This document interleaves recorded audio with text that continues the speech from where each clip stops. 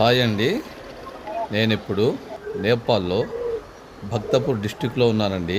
Bhaktapur district Krishna మందిరం టెంపుల్లో ఉన్నానండి. ఇప్పుడు నేను మీకు కృష్ణా మందిర్ టెంపుల్ హిస్టరీ చెప్తాను.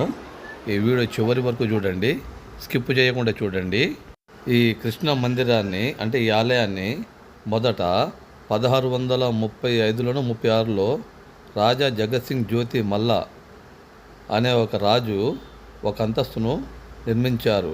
కానీ తరువాత 1720లో భూపతేంద్ర మల్ల అనే రాజుగారు 1720లో మళ్ళీ 3వ అంతస్తు కూడా నిర్మించారు. ఇక్కడ ఏది మన ఈ కృష్ణా మందిర్ భక్తపూర్లో.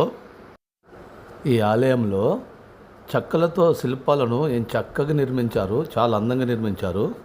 ఇక్కడ దాదాపు మొత్తం ఈ ఆలయంలో ఈ భక్తపూర్ అనే ఒక డిస్టిక్లో ఈ కృష్ణుడి యొక్క మందిరంలో చెక్కలతో నిర్మించారండి. ఆలయాలు శిల్పాలు కూడా చాలా అద్భుతంగా అయితే నిర్మించారు. అలాగే ఇక్కడ ఇంకొకటి ఏంటంటే భైరవుడి చిత్రాన్ని కూడా ఇక్కడ చాలామంది సందర్శకులు ఇక్కడ ఆస్వాదించడానికి వస్తూ ఉంటారు అనమాట. భైరవుడి అంటే ఏంటో అనుకోవచ్చు మీరు. భైరవుడు విన్నారు కదా. భైరవుడి అంటే వాళ్ళ భాషలో నేపాలీ లాంగ్వేజ్లో భైరవుడి అంటున్నారు. మనం ఇప్పుడు తెలుగులో ఏమంటాం, ఇప్పుడు ఇంగ్లీష్లో డాగ్ అంటారు, తెలుగులో కుక్క అంటారు. కుక్క అంటే దేవుడు అండి. ఇది బాగా గుర్తుపెట్టుకోండి. కుక్కలను తిట్టడం కానీ తనడం కానీ అలా చేయకండి, చాలా అంటే అది కరెక్ట్ కాదు. భైరవుడి అంటే కుక్క అన్నమాట. లోపల ఈ టెంపుల్లో కుక్క ఒక శిల్పం ఉంటుంది. అంటే దేవుడు ఇక్కడ దేవుళ్ళకి, ఎందుకంటే హిందూ దేవాలయం ఇది. ఇప్పుడు మీకు అర్థమై ఉంటుంది. కృష్ణుడి టెంపుల్ అంటే ఇక హిందూ దేవాలయమే కదండి. భైరవుడి అంటే కుక్క అనమాట. ఇక్కడ కనిపిస్తాయి చూడండి, ఇక్కడ మొత్తం చిత్రాలు కనిపిస్తాయి చూడండి. గుర్రాలు ముందల కుక్క ఉంటుంది. కొంచెం ముందల మీరు కొంచెం వెనకెళ్ళి చూడండి, కనిపిస్తుంది ఇంకా మీకు మంచిగా. ఇక్కడ ఏనుగు, మళ్ళీ హిప్పోలు, అన్ని గుర్రాలు, కుక్క దగ్గర చూసారా, కుక్క కనబడుతుందండి. కుక్క వాళ్ళ భాషలో, నేపాలీ భాషలో భైరవుడి అంటారు. మనం కుక్క అంటాం, కానీ కుక్క అంటే దేవుడు అండి. ఒక్కసారి మీరు గూగుల్లోకి వెళ్ళి సెర్చ్ చేయండి, మీకు తెలుస్తుంది. ప్లీజ్ ఎవరైనా సరే దయచేసి మాత్రం కుక్కలను మాత్రం తన్నకండి, తిట్టకండి. మీరు అన్నం పెట్టకపోయినా పర్లేదండి, కానీ తిట్టటాలు కొట్టటాలు అలా చేయకూడదండి. చాలా పాపమైంది, చాలా పాపం అనమాట. ఈ టెంపుల్ దాదాపు అంటే ఈ టెంపుల్ ఇక్కడ స్థిరపడటానికి 17వ శతాబ్దంలో అయితే ఇక్కడ కృష్ణుడు జన్మించడం జరిగిందండి. 17వ శతాబ్దంలో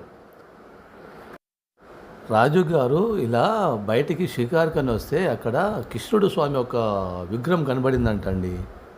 అక్కడ విగ్రహం కనబడిందంట.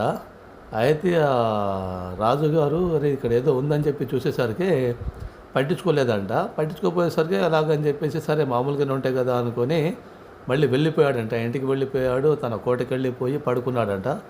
అయితే స్వామివారు కల్లోకి వచ్చి నాకు ఇలాగా ఇక్కడ నన్ను చూసి కూడా నువ్వు ఎలాగా వెళ్ళిపోతావు అని చెప్పారంట. అయితే అది కల్లో స్వామివారు వచ్చి ఆ రాజుగారి కల్లోకి ఇలా చెప్పారంట, నాకు ఇక్కడ గుడి నిర్మించాలని చెప్పారంట. అయితే ఆ రాజుగారు ఏం చేశారు, ఇదే ప్రదేశంలో, ఇదే భక్తపూర్ అనే ఈ డిస్టిక్ ఇప్పుడు కనిపిస్తుంది కదా ఈ టెంపుల్, ఇదే ప్రదేశంలోనండి. ఆ రాజుగారు వచ్చి మామూలుగా ఇప్పుడు ఆ శిల్పాన్ని, స్వామివారి శిల్పాన్ని తీసి ఒక చెట్టు కింద ఇలాగా ఇప్పుడు మనం స్థాపిస్తాం కదా, చెట్టు కింద ఇలాగా మనం గుడి నించోబెడతాంగా. కృష్ణుడు మందిరం అండి. 17వ శతాబ్దంలో ఈ ఆలయాన్ని అయితే నిర్మించడం జరిగింది. ఆలయం పేరు వచ్చేసి శిఖర శైలి అని పిలుస్తారండి ఆలయానికైతే. నేపాల్ రాజుగారు సిద్ధి నర్సింగ్ మల్లా అనే రాజుగారు అయితే ఈ ఆలయాన్ని నిర్మించడం అయితే జరిగిందండి. నేపాల్లోని లలిత్పూర్ అనే డిస్టిక్లో యునెస్కో ప్రదేశమైన పటాన్ దర్బార్ స్క్వేర్ దగ్గర ఉంటుందండి ఈ ఆలయం అయితే. ఇదే కృష్ణుడి మందిరం అండి. భక్తపూర్ డిస్టిక్లో ఉంది. భక్తపూర్ డిస్టిక్ అంటే ఇప్పుడు నేను ఉన్నదేనండి, ఇప్పుడు మీరు చూస్తున్నారు కదా, ఇదే భక్తపూర్ డిస్టిక్ అండి. మళ్ళీ ఇంకోటి లలిత్పూర్ డిస్టిక్లో కూడా ఉందండి స్వామివారి టెంపుల్. ఇది కృష్ణుడి టెంపుల్ అన్నమాట. కాదు ఇక్కడ బోర్డు ఉందో సార్, బోర్డు చూడండి. యూఎస్ వాళ్ళకేమో $15 అంట, ఇండియన్స్ ఇక్కడ 500 ఉంది, నేపాలీస్ RS 500 అంట.